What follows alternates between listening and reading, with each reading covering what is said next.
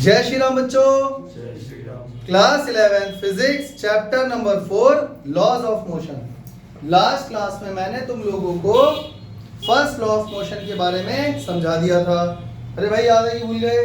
इसके अलावा मैंने तुम्हें इनर्शिया भी बता दिया था और बहुत सारे एग्जाम्पल भी बताए थे। और मैंने तुम्हें तीनों के सेपरेट एग्जाम्पल बताए थे कि कैसे ऑब्जेक्ट रेस्ट पर रहना चाहता है अगर वो रेस्ट पर है, या मोशन में रहना चाहता है इन अ स्ट्रेट लाइन, या कब डायरेक्शन चेंज करता है। क्लियर हो गया? आज हम लोग क्या पढ़ने जा रहे हैं? आज हम लोग सेकंड लॉ ऑफ मोशन पढ़ेंगे, लेकिन उससे पहले मुझे तुम्हें एक शब्द समझाना है, मोमेंटम। समझ में आ गया? आज हम क्या पढ़ने जा रहे हैं बच्चों? मोमेंटम। कोई मुझे बताएगा मोमेंटम क्या होता है बच्चों? किसी को पता है? ये सारी चीजें हम लोग 9th क्लास में पढ़ चुके हैं। बोलो हाँ, बोलो भाई, मोमेंटम क्या होता है? मास इनटू वेलोसिटी। एक बच्चा कह रहा है कि मास और वेलोसिटी को मल्टीप्लाई कर दो तो आपके पास मोमेंटम आ जाएगा, लेकिन ये होता क्या है? मोमेंटम होता क्या है?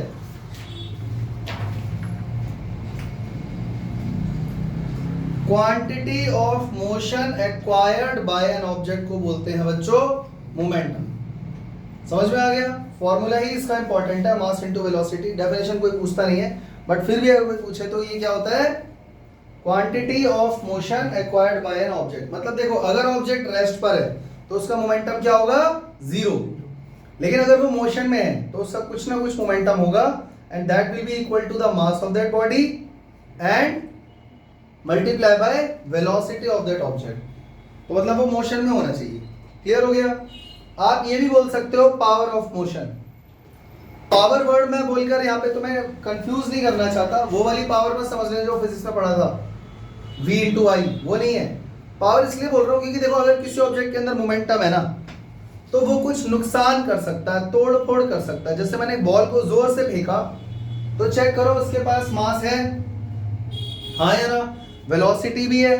और अगर मैंने वो शीशे पे मार दिया तो शीशा टूट जाएगा, हाँ या ना?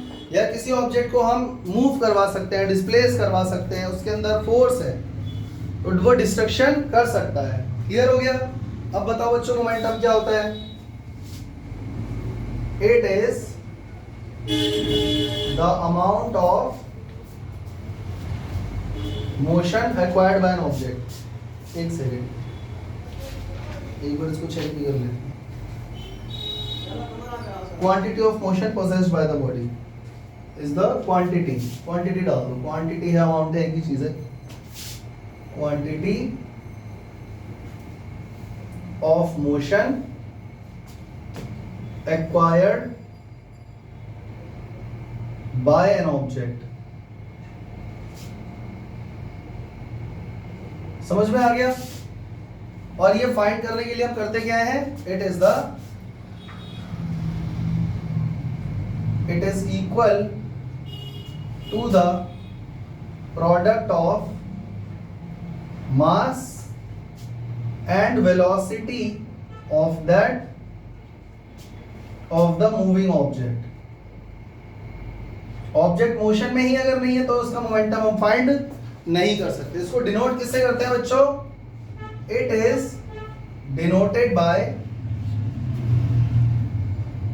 Small p।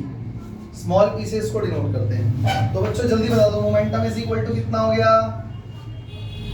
Momentum is equal to mass multiply by velocity, यानी P is equal to m into V। समझ में आ गया? इसी बात पे बच्चों इसकी SI यूनिट बता दो। SI यूनिट ऑफ मोमेंटम बोलो। kg metre per second. बच्चों इसी बात पे इसकी CGS यूनिट भी बता दो। ग्राम सेंटीमीटर पर सेकेंड। क्लियर हो गया? इसी बात पे मुझे इसकी डायमेंशन भी बता दो। डायमेंशनल फॉर्मूला देखो, मास का हो गया m, वेलोसिटी का होता है LT माइनस 1, MLT माइनस 1। कोई दिक्कत? यहाँ तक क्लियर हो गया? अच्छा, इस फॉर्मूले से एक चीज साफ साफ पता लग रही है। इस फॉर्मूले से जरा चेक करो momentum is equal to mass into velocity. क्या मोमेंटम सीधा सीधा मास पर डिपेंड करता है? हाँ या ना? यानी जितना ज्यादा ऑब्जेक्ट का मास होगा उतना ही ज्यादा उसका मोमेंटम होगा। ये बात तुम्हें याद रखनी है कि जितना ज्यादा मास उतना ही ज्यादा मोमेंटम। और दूसरा, momentum is also directly proportional to velocity, क्योंकि जितनी ज्यादा वेलोसिटी होगी उतना ही ज्यादा मोमेंटम होगा। समझ में आ गया? छोटा सा एग्जांपल ले बच्चों, चलो चेक करते हैं। केस नहीं, एग्जाम्पल नंबर 1। इसमें ऑब्जेक्ट का मास मान लेते हैं 1 kg है, ठीक है, या 10 kg ले लो चलो, और उसकी वेलोसिटी है 20 मीटर पर सेकेंड। तो बच्चों मोमेंटम कितना हो गया? मास इनटू वेलोसिटी, यानी कि 10 इंटू 20, यानी कि मोमेंटम कितना आ गया बच्चों? 200 kg मीटर पर सेकेंड। ये भी बहुत ज्यादा है, हम जैसे लोगों के लिए मोमेंटम बहुत ज्यादा है।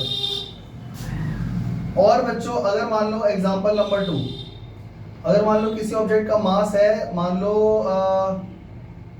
100 kg और उसकी वेलोसिटी है 50 मीटर पर सेकेंड। अब आप चेक करो, मास भी बहुत ज्यादा हो गया है और वेलोसिटी भी बहुत ज्यादा हो गई है। अब क्या होगा? तो ऑब्वियसली बात है, मोमेंटम का फॉर्मूला है मास इनटू वेलोसिटी, मतलब कि मास और वेलोसिटी का हम यहाँ पर क्या कर रहे हैं? मल्टीप्लाई। तो जब मल्टीप्लाई करोगे और मल्टीप्लाई में दोनों वैल्यूज बड़ी हो गई हैं तो क्या होगा? 100 इंटू 50 कितना हो जाएगा? 5000 kg मीटर पर सेकेंड। तो ये मोमेंटम सोचो कितना ज्यादा हुआ। क्लियर हो गया? चले आगे। और बेहतर तरीके से समझने के लिए हम 2 बल्कि 3 केसेस लेने वाले हैं। Case number 1, let mass of 2 bodies is same. 2 bodies का मास बच्चों कैसा है? सेम है, but they are moving with different velocities. बच्चों तो तुम लोग मुझे ये बताओ, अगर 2 ऑब्जेक्ट है और उनका मास सेम है और अगर वो अलग अलग वेलोसिटी से मूव कर रहे हैं तो किसका मोमेंटम ज्यादा होगा? जिसकी वेलोसिटी ज्यादा होगी। भाई अभी अभी हमने पढ़ा था momentum directly proportional to mv होता है। अब मास कांस्टेंट हो गया, अगर मास कांस्टेंट है तो वो भी प्रोपोर्शनैलिटी साइन के अंदर आ जाएगा, तो p directly proportional to v हो गया ना, यानी जिसकी वेलोसिटी ज्यादा है उसका मोमेंटम भी ज्यादा हो गया। क्लियर है कि नहीं? यानी इस केस में इसका मतलब ये हुआ m1 is equal to m2 is equal to m। दोनों ऑब्जेक्ट का मास सेम है और v1 और v2 अलग अलग है। तो 2 मिनट के लिए मान लेते हैं v1 is greater than v2। ये हमने ऐसा मान लिया है क्योंकि ऑब्वियस सी बात है, उसने खुद ही बोला ना वेलोसिटी अलग अलग है। तो अगर वेलोसिटी अलग अलग है तो फिर ऑब्वियसली एक की ज्यादा एक की कम होगी, तो कुछ तो आपको अज्यूम करना पड़ेगा ना। तो हमने मान लिया इसकी v1 की वेलोसिटी v2 से ज्यादा है, ऑब्जेक्ट 1 की वेलोसिटी 2 से ज्यादा है। तो बच्चों चेक करो p1 की वैल्यू कितनी हो गई? Momentum of first object m1 v1, और m1 इसलिए नहीं लिखा क्योंकि m1 और m2 तो इक्वल है। Equation number 1, momentum second object का कितना हो गया? mv2। सही है गलत है? बच्चों डिवाइड कर दो इक्वेशन 1 को इक्वेशन नंबर 2 से, करना जरा। p1 by p2 is equal to mv1 by mv2। m से m कट गया, क्या आ गया हमारे पास? p1 upon p2 is equal to v1 upon v2। इससे पता लगता है कि अगर v1 बड़ा है v2 से तो पक्का p1 भी बड़ा होगा। ये बात समझ में आ गई? इसको ग्राफिकली कैसे समझोगे? ग्राफिकली इसको आप ऐसे समझ लो, जैसे मान लेते हैं ये है वेलोसिटी, वेलोसिटी एक्स एक्सिस पे, और वाई एक्सिस पे हम क्या ले रहे हैं बच्चों? मोमेंटम। तो जरा चेक करो, जैसे जैसे वेलोसिटी बढ़ रही है क्या मोमेंटम भी बढ़ रहा है? हाँ या ना? तो इसका ग्राफ कैसा जाएगा बच्चों? Straight line. क्लियर हो गया? और इसका स्लोप क्या होगा? मास। तो मास क्या हो गया बच्चों यहाँ पे? कांस्टेंट। क्लियर हुआ कि नहीं? चले आगे। अब हम लोग पढ़ने जा रहे हैं बच्चों केस नंबर 2। केस 2, मान लेते हैं बच्चों वेलोसिटी इस बार दोनों ऑब्जेक्ट की सेम है। तुम लोग इसको फील भी कर पा रहे हो या सिर्फ खाली बोर्ड पे देख रहे हो? आप इसको फील करो, मास सेम वेलोसिटी अलग अलग, मतलब दो ऑब्जेक्ट सेम जैसे साइज के, उनका वजन बराबर है, पर एक धीरे जा रहा है एक तेज जा रहा है, कौन ज्यादा नुकसान करेगा? तेज वाला ना। तो मोमेंटम सीधे सीधे किस पे डिपेंड करता है? वेलोसिटी पे। अब आप यहाँ पे वही चीज इसका उल्टा कर दो, इस बार दो ऑब्जेक्ट की वेलोसिटी सेम है, पर एक हल्का है और एक भारी है, मतलब इसको ऐसे लिख लो, let velocity of two bodies is same but they have different mass. Mass उनका डिफरेंट है। तो इस बार बच्चों चेक करो, m1 को m2 से बड़ा ले लूं? सेम तो ले नहीं सकते आप, क्योंकि मास अलग अलग है, तो पक्का एक ज्यादा एक कम होगा। और वेलोसिटी इस बार सेम है, तो बच्चों v1 is equal to v2 is equal to v कर देते हैं। अब जल्दी बताओ p1 कितना आ गया? m1 v1, पर v1 लिखने का फायदा नहीं है, वेलोसिटी दोनों की सेम ही है, तो फिर ये हो गई इक्वेशन नंबर 1। और p2 की वैल्यू कितनी आ गई बच्चों? m2 v2, तो v2 की जगह v लिखेंगे। फर्स्ट इक्वेशन को डिवाइड कर दो सेकंड से, क्या बन गया? p1 by p2 is equal to m1v upon m2v, v से v कट गया, तो p1 by p2 क्या आ गया बच्चों? इससे क्या पता लगा कि अगर m1 बड़ा है m2 से, तो p1 भी पक्का बड़ा होगा। क्या मोमेंटम सीधा सीधा मास पे डिपेंड कर रहा है? हाँ या ना? समझ में आ गया? तो इसको भी ग्राफिकली एक बार देख लेते हैं, ये क्या कहता है।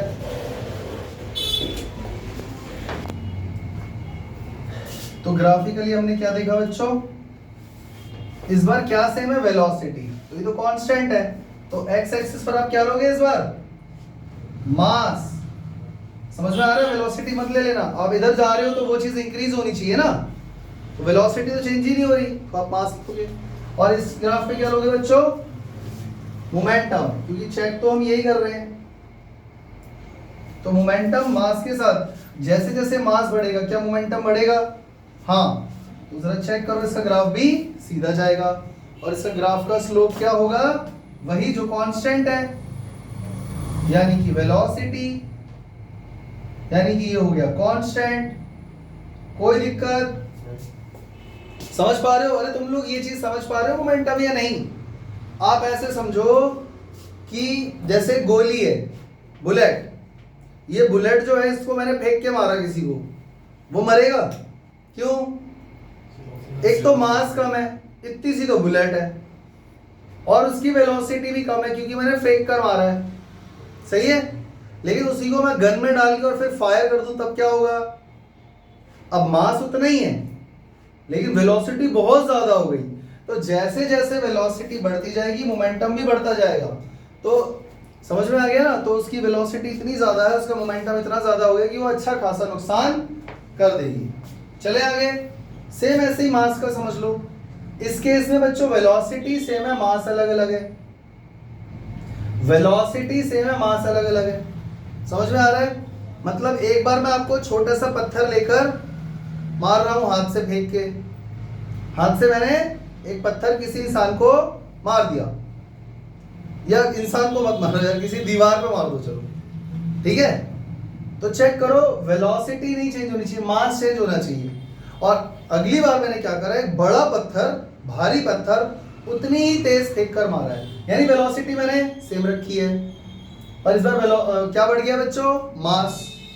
तो बच्चों चेक करो, दीवार पे डेंट पड़ जाएगा, निशान आ जाएगा, तो क्योंकि उसका डिस्ट्रक्टिव पावर बढ़ गई, क्योंकि मोमेंटम बढ़ गया, क्योंकि मोमेंटम मास पे डिपेंड करता है। अच्छा बच्चों, दोनों ही चीजें बढ़ा दी जाए तो क्या होगा? मतलब मास भी बढ़ा दूं और वेलोसिटी भी बढ़ा दूं तब क्या होगा? तो मोमेंटम बहुत ज्यादा हो जाएगा, क्योंकि आपने ये भी बढ़ा दिया और ये भी बढ़ा दिया, दोनों के डायरेक्टली प्रोपोर्शनल है। मतलब आप ऐसे समझो, एक भागता हुआ हाथी आके आपको टक्कर मार देता है, या बहुत तेज ट्रेन आ रही है, आप उसके सामने खड़े हो गए आगे। समझ में आ रहा है? तो ट्रेन पे रेल पे जो लोग कट के मरते हैं वो अलग चीज है, कट के मरने की बात नहीं कर रहा हूं, सिर्फ टक्कर हो जाए अगर सिर्फ, तो उसमें भी हमारे बॉडी पार्ट्स अलग हो जाते हैं। जैसे बहुत तेज ट्रेन आ रही है ना, उसका लोगों को लगता है बहुत बड़ी ट्रेन है, क्या होगा, टक्कर खा के साइड हो जाऊंगा बस, ऐसा नहीं है। उसका मोमेंटम बहुत ज्यादा है, उसकी वेलोसिटी भी ज्यादा है और मास भी ज्यादा है। वेलोसिटी कम भी हुई ना अगर तो मास बहुत ज्यादा है, तो उससे टक्कर खा के टुकड़े हो जाते हैं, हाथ अलग हो जाता है, पैर अलग हो जाता है। समझ में आ रहा है? अगर अच्छी खासी स्पीड से टक्कर हो जाए तो एक चलती हुई ट्रेन, सोचो उसका मोमेंटम कितना हुआ बच्चों, समझ गए? तो बच के रहना, कभी खतरा मोल मत लेना। चले आगे। अच्छा बच्चों, एक चीज और, दिमाग लगाओ और बताओ, एक ऑब्जेक्ट हल्का है, ध्यान से सुनना, ये एक ऑब्जेक्ट हल्का है, लाइट है, और एक ऑब्जेक्ट भारी है, पर मुझे इनको थ्रो करना है दोनों को, पर कंडीशन ये है कि आपको मोमेंटम सेम रखना है। मेरी बात समझ गई कि नहीं? ये समझ गई दोनों चीजें? और इसके आगे सुनो, एक ऑब्जेक्ट कैसा है, हल्का है, और एक ऑब्जेक्ट कैसा है, भारी है, इसका मास ज्यादा है, और मुझे दोनों को फेंकना है। वेलोसिटी अब तुम बताओ किसकी कितनी होनी चाहिए, कि कंडीशन ये है कि दोनों का मोमेंटम सेम होना चाहिए। अब बच्चों खुद सोचो, अगर ये हल्का है तो इसको मुझे तेज फेंकना पड़ेगा, हाँ या ना? और ये तो पहले से ही भारी है इतना, मोमेंटम के लिए मास इनटू वेलोसिटी के लिए मास तो ज्यादा हो ही गया है, तो मैं अगर इसको धीरे भी फेंक दूं तो क्या हो सकता है, दोनों का मोमेंटम बराबर हो जाए, हाँ या ना? मेरी बात समझ पा रहे हो? यानी दो ऑब्जेक्ट जिनका मास भी अलग है और वेलोसिटी भी अलग है, पर अगर कंडीशन ये है कि दोनों का मोमेंटम सेम है, तो याद रखना जिसका मास ज्यादा है उसकी वेलोसिटी कम होगी, और जिसका मास कम है उसकी वेलोसिटी ज्यादा होगी। नहीं आया ना समझ में कुछ भी? आ गया? चलो इसको भी बनाते हैं एक बार, केस बना के इसको इरेज कर देता हूं। अब हम पढ़ने जा रहे हैं बच्चों केस नंबर 3। इसमें हम लोगों के पास कंडीशन क्या है कि दो ऑब्जेक्ट का मोमेंटम सेम है, मास और वेलोसिटी सब अलग अलग है। यानी कि let two bodies have same momentum but different velocity and mass। समझ गए ना? तो बच्चों इस बार जरा चेक करो, दोनों बॉडीज का क्या सेम है? तो मोमेंटम अगर सेम है तो इसका मतलब P1 P2 का तो कोई मतलब ही नहीं हुआ, हाँ या ना? पर फिर भी लिख देते ताकि पता चल जाए कि हाँ दो अलग अलग बॉडीज हैं। तो इसका मोमेंटम क्या हो गया बच्चों, m1 v1, और इसका मोमेंटम क्या हो गया, m2 v2, और दोनों का मास भी अलग है और वेलोसिटी भी अलग है, हाँ या ना? तो अब बताओ बच्चों, अगर मैं m1 के अपॉन में m2 कर दूं, ये रहा m1, m2 इसके नीचे आ गया, तो इधर क्या हो जाएगा बच्चों, v2 बाय। इससे आपको क्या समझ में आ रहा है ये बता दो बस। इससे मुझे सीधा सीधा ये समझ में आ रहा है कि आप चेक करो, m1 inversely proportional to v1 है, m1 के सामने v1 नहीं आया, m2 के सामने v2 नहीं आया, m1 और v1 इनवर्सली वैरी कर रहे हैं। इससे ये पता चलता है कि जिसकी वेलोसिटी ज्यादा होगी, जिस ऑब्जेक्ट की, उस ऑब्जेक्ट का मास कम रहा होगा। एंड यहां पर भी वही है, m2 भी इनवर्सली टू v2 है, तो अगर इसकी वेलोसिटी ज्यादा रही होगी तो इसका मास कम रहा होगा। और कर दो यहाँ पे, समझ में आ गया? मतलब मेरे कहने का मतलब यहाँ पर ये है, ये दोनों चीजें लिखने की जरूरत नहीं है, इन दोनों बातों का एक ही मतलब है, और वो मतलब ये है कि मास इनवर्सली प्रोपोर्शनल टू वेलोसिटी है। और यहां पर बस मैं ये कहना चाहता हूं, वेलोसिटी ज्यादा तो मास कम, और वेलोसिटी कम तो मास ज्यादा। इसका मतलब ये हुआ, it means if m1 is greater than m2 then v1 is less than v2। नहीं समझे? समझ गए? अच्छा, और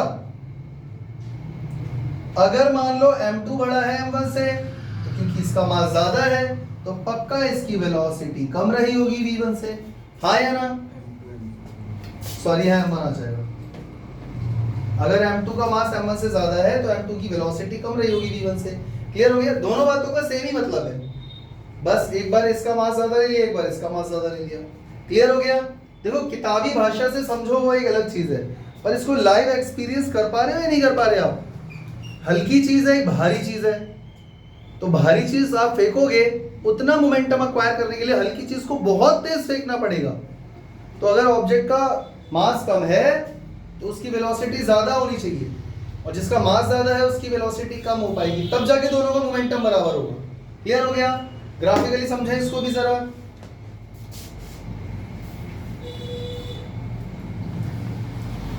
ये है अपना एक्स एक्सिस और ये है वाई एक्सिस।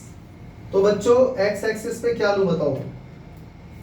एक्स एक्सिस पे ले लेते हैं m यानी मास, और वाई एक्सिस पे ले लेते हैं v फॉर वेलोसिटी। और इस बार कांस्टेंट कौन है? मोमेंटम। अगर मास बढ़ेगा तो वेलोसिटी कम हो जाएगी, तो क्या इसका ग्राफ ऐसा नहीं जाएगा? चेक करो, चेक करो, जैसे जैसे मैं लेफ्ट टू राइट जा रहा हूं मास बढ़ रहा है। तो जब मैं यहां पे था तो वेलोसिटी सबसे ज्यादा थी, जैसे जैसे मैं आगे जा रहा हूं वेलोसिटी कम होती जा रही है कि नहीं? समझ में आ गया? और मास कम होगा तो वेलोसिटी देखो ऊपर जा रही है। तो यहां पर कांस्टेंट कौन है बच्चों? कांस्टेंट कौन है? मोमेंटम। नहीं आया समझ में? मोमेंटम सबको समझ में आ गया? चले आगे। अब हम पढ़ने जा रहे हैं बच्चों second law of motion. Second law of motion. बच्चों सेकंड लॉ ऑफ मोशन क्या कहता है? कोई बताना चाहेगा? ये तुमने 9th क्लास में पहले भी पढ़ा हुआ है, इंग्लिश हिंदी किसी भी भाषा में चलेगा। Second law of motion, second law of motion, force is directly proportional to mass into velocity। नहीं वो तो मोमेंटम हो गया ना, dp अपॉन dt, तो p तो मोमेंटम होता है। अच्छा सुनो, सेकंड लॉ ऑफ मोशन क्या कहता है? It states that the rate of change of momentum of an object is directly proportional to applied external force, and the change takes place in the direction of force। कुछ याद आया बच्चों? 9th class में कुछ याद आया? नहीं आया? इसके साथ एक डायग्राम भी दिया हुआ था, एक इंसान को बॉल को कैच कर रहा है और हाथ नीचे कर रहा है। 9th की एनसीईआरटी में डायग्राम है, याद है? ये कह रहा है किसी भी ऑब्जेक्ट का rate of change of momentum, अच्छा रेट हटा दो, चेंज ऑफ मोमेंटम समझ गए? मोमेंटम में बदलाव, बदलाव का मतलब एक ही चीज होता है, या तो मोमेंटम बढ़ रहा होगा या तो घट रहा होगा। उसने ये बोला कि जो चेंज इन मोमेंटम का रेट है। अच्छा रेट क्यों बोला उसने? क्योंकि मोमेंटम में चेंज आएगा तो वक्त तो लगेगा, किसी भी चीज में चेंज आएगा तो टाइम तो इलैप्स होगा ना, ऐसा तो है नहीं कि टाइम लगेगा ही नहीं। तो मोमेंटम में कितना चेंज आया विद रिस्पेक्ट टू टाइम, ये इस बात पर डिपेंड करता है कि आपने फोर्स कितना लगाया बाहर से। समझ में आ गया? और जो चेंज हुआ वो टेक्स प्लेस हुआ इन द डायरेक्शन ऑफ फोर्स। अब मैं इसको समझाता हूँ बच्चों, देखो एग्जांपल के थ्रू समझा रहा हूँ। अभी हम ये स्टेटमेंट दोबारा पढ़ेंगे। क्लियर हो गया?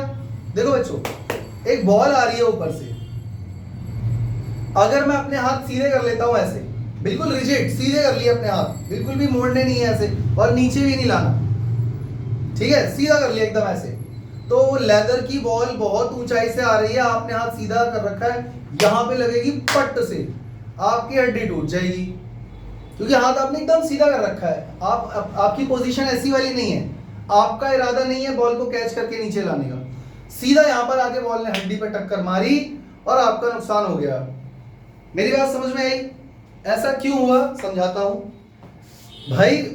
बॉल जब आपके हाथ पे टच हुई उससे पहले उसका मोमेंटम कितना ज्यादा था, मास तो है ही अच्छा खासा और बहुत हाई वेलोसिटी के साथ, क्योंकि एक्सेलरेशन ड्यू टू ग्रेविटी की वजह से वेलोसिटी बढ़ती जा रही है तो मोमेंटम भी बढ़ रहा होगा।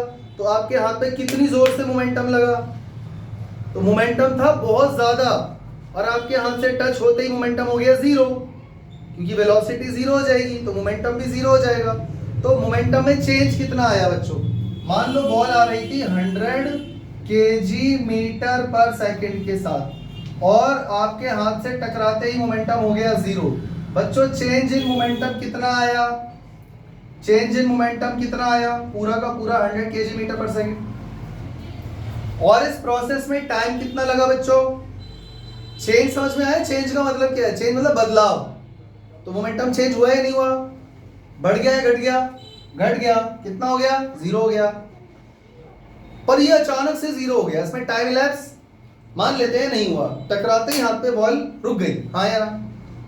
लेकिन बच्चों दूसरे केस में हमने देखा था कि बॉल को जब कैच करते हैं तो वो हाथ को थोड़ा ऐसे कर लेते हैं पीछे, यानी बॉल जब हाथ पे टच हुई और तब से लेकर रुकने तक, रेस्ट पर आने तक इतना टाइम इलैप्स हो गया। बात समझ में आ रही है? क्या यहां पर भी चेंज इन मोमेंटम हुआ है? हाँ, बॉल हाथ पे टच हुई, मोमेंटम मैक्सिमम, हाथ नीचे आया, यहां पर आकर मोमेंटम हुआ जीरो। चेंज तब भी इतना ही आया है लेकिन इसमें टाइम इलैप्स हो गया ज्यादा, इसीलिए उसकी वजह से आपको हाथ में चोट नहीं लगेगी, दर्द नहीं होगा। मेरी बात समझ में आ पाई या नहीं आ पाई? इतनी बात समझ गए? और इसने ये भी बोला था कि and the change takes place in the direction of force. तो आप जिस डायरेक्शन में फोर्स लगा रहे हो चेंज भी तो उसी डायरेक्शन में आ रहा है, मैक्सिमम टू मिनिमम। समझ में आ गया? अब देखो इसी स्टेटमेंट से फोर्स डिफाइन होता है, चेक करो बच्चों। P क्या होता है? अरे मोमेंटम। बच्चों डेल्टा P क्या हो जाएगा? Change in momentum. अच्छा डेल्टा P की जगह dP लिख दूं तो क्या वो चेंज इन मोमेंटम नहीं मानोगे? समझ में आ गया? बस ये ज्यादा चेंज है, ये कम चेंज है। अच्छा बच्चों dt क्या है? सॉरी dt हटा देते हैं और इसको मैं तो कह रहा हूं dp ही कर दो, चेंज इन मोमेंटम। तो बच्चों चेंज इन मोमेंटम कितना हो गया चेक करो, p2 माइनस p1। क्लियर हो गया? तो यहां तक जो हमने अभी फाइंड करा है ये क्या है? सिर्फ चेंज इन मोमेंटम। लेकिन अगर मैं तुमसे कहूं कि फाइंड करो rate of change of momentum, rate of change of momentum, तो वो क्या हो जाएगा बच्चों? dp by dt। समझ में आ गया? जो फोर्स है वो किसके डायरेक्टली प्रोपोर्शनल है? मोमेंटम के? नहीं। चेंज इन मोमेंटम के? नहीं। Rate of change of momentum के। समझ में आ गया? तो ये है rate of change of momentum, dp by dt। और अकॉर्डिंग टू, अच्छा dp by dt और समझ रहे हो ना बच्चों? p2 minus p1 upon t2 minus t1, ये तो क्लियर है ना? तो according to second law of motion, जरा चेक करो फोर्स किसके डायरेक्टली प्रोपोर्शनल है बच्चों? Rate of change of momentum, यानी F डायरेक्टली प्रोपोर्शनल है dp by dt के। क्लियर हो गया? और यहाँ पे प्रोपोर्शनलिटी का साइन हटाओगे तो बच्चों क्या लग जाएगा? कोई कांस्टेंट लगाओगे k into dp by dt। अब चेक, यहाँ पर एक बात याद रखना, k की वैल्यू यहाँ पे 1 होती है फॉर SI यूनिट्स। अगर आप स्टैंडर्ड यूनिट्स में काम कर रहे हो k की वैल्यू 1 हो जाएगी। तो अब इसके आगे क्या लिखूं मैं, बताओ बच्चों? F is equal to 1 into dp by dt। Clear हो गया? अब बच्चों P का फॉर्मूला क्या होता है? मास इनटू वेलोसिटी। हाँ यार। अब आप इसको दो तरीके से सॉल्व कर सकते हो, देखो बताता हूं। मास तो ऑब्जेक्ट का कांस्टेंट ही होता है, मास तो चेंज होता नहीं है, तो मास तो बाहर आ गया बच्चों। और dv by dt क्या होता है? गया rate of change of velocity, और rate of change of velocity क्या होता है बच्चों? एक्सेलरेशन। तो फोर्स का फॉर्मूला क्या आ गया? लेकिन आप एग्जाम में ये भी कर सकते हो, कोई बच्चा कह रहा है F is equal to delta P by delta T. भाई अगर मैं dp की जगह डेल्टा p लिखूं तो वो भी तो चेंज इन मोमेंटम है, और अपॉन में चेंज इन टाइम, तो ये भी rate of change of momentum ही है। तो F is equal to P2 minus P1 upon T2 minus T1।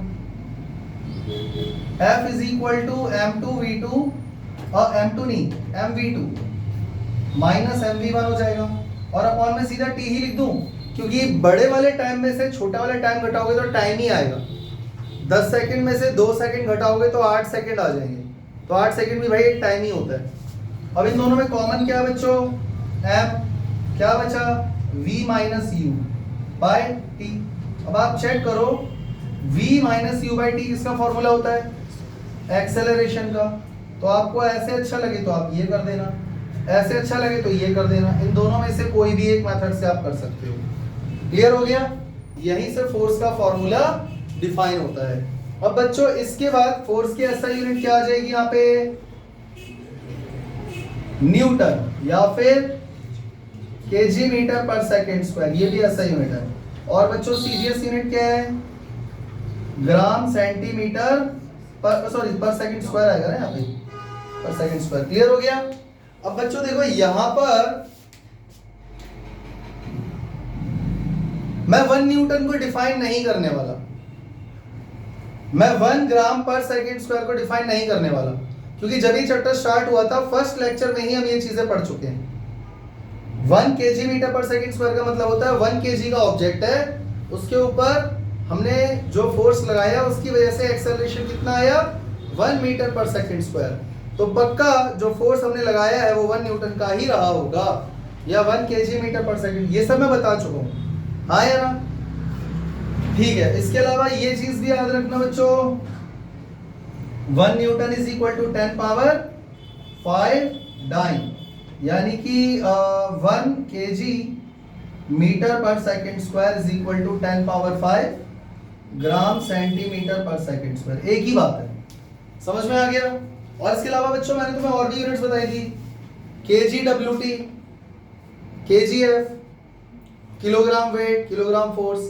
1 kilogram force equal to 9.8 newton and 1 gram weight is equal to, या 1 gram force equal to 980 dyne. ये अगर जो बच्चों ने नहीं पढ़ा है वो पीछे के लेक्चर्स जाके देख सकते हैं। चले आगे। जो सेकेंड लॉ ऑफ मोशन है वो सबसे मेन लॉ ऑफ मोशन है तीनों लॉज ऑफ मोशन में से। समझ में आ गया? और अगर ये सबसे मेन है तो ये, इससे हम लोग फर्स्ट लॉ ऑफ मोशन भी डिराइव कर सकते हैं। हाँ या ना? तो कैसे डिराइव करोगे बच्चों? देखो मेरी बात सुनो, आप लोग एक हेडिंग डालना जो मैं बोल रहा हूं, चलो मैं लिख देता हूं, second law of motion is main या इंपॉर्टेंट लॉ ऑफ मोशन। और ये इंपॉर्टेंट क्यों है बच्चों? क्योंकि इससे हम लोग फर्स्ट लॉ ऑफ मोशन को भी डिराइव कर सकते हैं और थर्ड लॉ ऑफ मोशन को भी डिराइव कर सकते हैं। डिराइव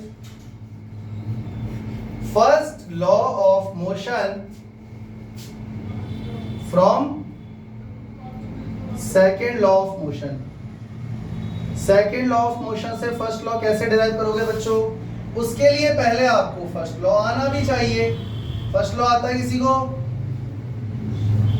देखो अब मैं यहाँ पे फर्स्ट लॉ नहीं लिखने वाला, मैंने कल पढ़ाया था लास्ट क्लास में, लास्ट वीडियो देख लेना। मैं बोल के बता देता हूँ, if an object is at rest it wants to be at rest. If an object is in motion, it wants to be in motion, and it wants to be in motion in a straight line until unless an external unbalanced force is applied on it. Clear हो गया? तो आप यहाँ पर इसका statement लिख लोगे, वो भी मैं लिख के दूं बच्चों। क्लियर हो गया? कुल मिलाकर बात यहाँ पर ये है, जब तक एक्सटर्नल फोर्स नहीं लगेगा तब तक उसमें चेंज नहीं आएगा। बात तो यही है ना कि अगर वो रेस्ट पर है तो रेस्ट पर ही रहेगा, तब तक जब तक एक्सटर्नल फोर्स नहीं लगेगा। मोशन में है तो मोशन में ही रहेगा, कब तक? समझ में आ गया? जब तक एक्सटर्नल फोर्स नहीं लगेगा। हम ये जानते हैं, तो यहां पर मैं लिख रहा हूं बच्चों, according to second law of motion. तो पहले तो मुझे ये बताना पड़ेगा, इसी से तो लाना है ना फर्स्ट लॉ, तो आप इसी को लिखो पहले। F डायरेक्टली प्रोपोर्शनल टू, या एक काम करते हैं equal to dp by dt कर देता हूं, dp, या आप एक काम करो ना, सीधा F इक्वल टू ma लिख दो। देखो जिसको समझ गए ना, अगर आपको पेज भरना है तो आप F directly proportional to dp by dt और फिर k1 और फिर F इक्वल टू ma। अब बच्चों चेक करो, इफ F इक्वल टू 0, उसने ये बोला जब तक कि एक्सटर्नल फोर्स ना लगाया जाए तब तक चेंज नहीं आएगा, ये बोला ना, तो मैं लगा ही नहीं रहा एक्सटर्नल फोर्स। बच्चों अगर F 0 हो गया तो जरा चेक करो क्या हो जाएगा। अगर F 0 हो गया तो चेंज इन मोमेंटम कितना हो जाएगा? F इज इक्वल टू क्या है? K into dp by dt ना, यही था ना सेकंड लॉ। देखो सेकंड लॉ से आपको फर्स्ट लॉ लाना है, तो पहले सेकंड लॉ तो यही है हमारा। अब फोर्स हो गया 0, अगर फोर्स 0 हो गया तो आप चेक करो dp बाई dt की वैल्यू क्या हो जाएगी, यानी rate of change in momentum भी क्या हो जाएगा? 0 हो जाएगा, यानी dp बाई dt 0 है। बच्चों dt अगर इधर मल्टीप्लाई हो जाएगा तो dp की वैल्यू भी क्या आएगी? dp का मतलब क्या है? p2 माइनस p1, क्या हो गया? इसका मतलब p1 इक्वल टू, इसका मतलब mv1 इक्वल टू, मास तो चेंज होता नहीं है, यानी v1 इक्वल टू, इससे ये पता लगा कि अगर मान लो इफ, इससे ये पता लग गया जो इनिशियल वेलोसिटी है वही फाइनल वेलोसिटी है। इसका मतलब if object was at rest, इसका मतलब v1 0 है, then it remains at rest, क्योंकि v2 भी 0 आ जाएगा।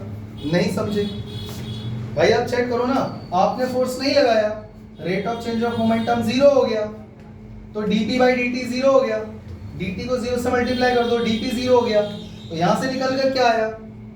v1 equal to v2, initial velocity equal to final velocity. तो अगर इनिशियल वेलोसिटी 0 है तो इसका फाइनल भी 0, मतलब अगर ऑब्जेक्ट रेस्ट पर था तो वो रेस्ट पर ही रहना चाहता है, रेस्ट पर ही रहेगा। समझ गए? तो यहां पर आपको लिखना पड़ेगा, it means if object was initially at rest, it wants to be at rest and it remains at rest। समझ में आ गया? लिख लोगे? अच्छा, इसके बाद बच्चों अगर मान लो if object was moving with initial velocity